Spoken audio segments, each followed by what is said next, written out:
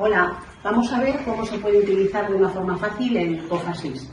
El asistente de la tos es un aparato que lo que va a hacer, como su nombre indica, es producir una tos eficaz en pacientes que no tienen fuerza. El montaje es bastante sencillo. Tiene una tubuladura única que conecta en el único sitio donde encaja. Bien. Luego, la toma de corriente. Bien, de la parte de atrás solo puede encajar en este sitio. Ahí está. Y podemos enchufar.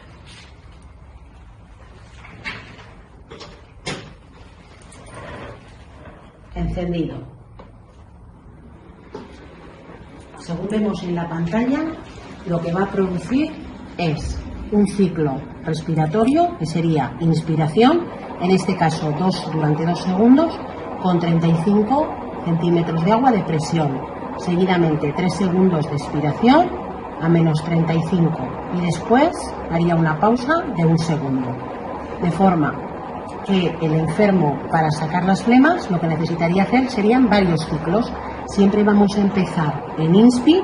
Cuando yo le doy a terapia, lo primero que hace es meter aire al enfermo y vamos a intentar terminar o bien en INSPI si no ha habido mucha movilización de flemas, o bien en pausa cuando ha habido más flemas que han salido para que no se las vuelva a meter dentro otra vez. Cuando le damos, directamente el aparato va a empezar a ciclar. Entonces lo vamos a poder ver aquí. Esta es la máscara que utilizaríamos para hacerlo con un paciente que respira por la nariz y la boca. Importante que tenga la boca entreabierta para que no ponga resistencia a la entrada del aire. Y entonces, en el momento en que yo le doy a terapia, empieza a meter aire. ¿Veis aquí? Inspire, expire.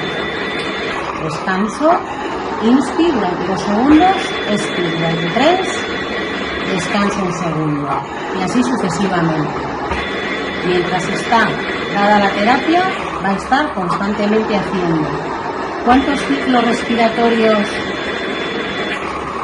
tenemos que dar para ser eficaz? Pues depende en cada persona. Todas las personas, cuando tosemos de forma natural, no sacamos las flemas en las mismas, con el mismo número de toses. Entonces, lo ideal es que la flema esté ya un poquito en vías más altas, en las primeras generaciones bronquiales o en la tráquea, porque si tenemos las flemas en el fondo de los pulmones, con la tos ni natural ni artificial, las vamos a conseguir sacar a la boca. Entonces, siempre que se puede, hacemos primero los ejercicios respiratorios, que empezamos haciendo respiraciones profundas y movilizando las flemas para irlas acercando a vías centrales, y por eso utilizamos el cough después de la fisio de respi. Pero a veces el enfermo necesita toser de forma esporádica, aparte del momento de la fisión, y es entonces cuando la enfermera, cuando la familia, cuando la persona que está a su cargo lo debería de utilizar sin miedo, porque es una cosa bastante sencilla. Vamos a probar con un alumno que se ha ofrecido a hacer de conejillo, para probar un poquito cómo lo haríamos con una persona. Entonces, Joel se va a activar. Vamos a ver cómo adaptamos. Por supuesto, lo primero, que sea una máscara que se adapte bien a la fisonomía del enfermo, que le tape bien la nariz, tape bien ahí abajo, y él le voy a pedir, como os he dicho, que mantenga la boca un poquito abierta, cuando te ponga la máscara, Joel. Entonces, encendido. Bien. Colocamos cómodo, él sigue respirando normalmente, procuramos que ahí no haya fuga, entonces hago un poquito de presión y le doy a terapia. Coge aire, Joel. Suelta. Descansa un poquito. Coge. Suelta. Descansa un poquito. Boca abierta, acuérdate. Coge. Suelta.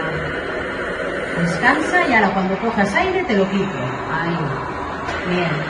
El aparato seguiría ciclando, pero al quitárselo yo, ha dejado. ¿Qué tal? ¿Ha sido cómodo? Sí. Más o menos. La sensación de que te ha metido mucho aire y luego lo has sacado. Y además al sacar, has notado eso, es una vibración. Esa vibración intratorácica nos ayuda a que las flemas se rompan. Eso ya está programado en el aparato. Como ya está puesto de forma automática, no tenemos nosotros que andar gestionando nada más. Hemos puesto 3 ciclos de INSPI, EXPI, pausa, más luego hemos terminado en INSPI. ¿Por qué he terminado en INSPI? Para que acabe con el pulmón un poquito más abierto. Aquí además no solamente me marca presiones y tiempos, sino además el volumen que le mete al enfermo, con lo cual es bastante visible el que ha hecho un buen trabajo. Él se ha quedado con los pulmones bien abiertos. ¿Qué pasa si hemos conseguido sacar una flema? Pues no voy a volver a meterle después otra vez aire, porque la flema tiene riesgo de volver a entrar adentro. Entonces, en el momento de la pausa es cuando me paro, ¿vale? Si la flema la ha sacado a la segunda EXPI, pues ahí es cuando me paro, después de la segunda EXPI, que es el que hace la pequeña pausa. Sacaríamos la flema de la boca y ya está. Fácil, ¿verdad? Pues en caso de no ser por boca y ser por traqueotomía o ser por tubo orotraqueal, ¿qué necesitamos? Pues un adaptador, a ver, aquí lo está, como los que usamos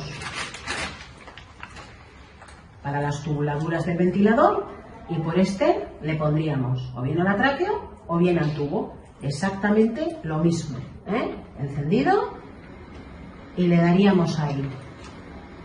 A ver, ¿no ha cogido? Ahora. Coge aire y lo suelta. Descansa. Ahí está metiendo aire y ahí está absorbiendo. Y descansa. Y así los ciclos que sean necesarios. Descansa. Vale. Algunas veces nos veréis que aprovechamos ese momento cuando sabemos que el enfermo genera muchas flemas para aspirar a la vez. Entonces, cuesta un poquito más preparar el tema. Nos pondríamos los guantes estériles y prepararíamos el sistema de aspiración.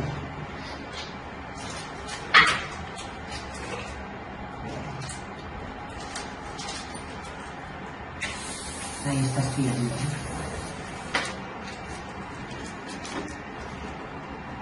Destapo y meto por ahí la sonda.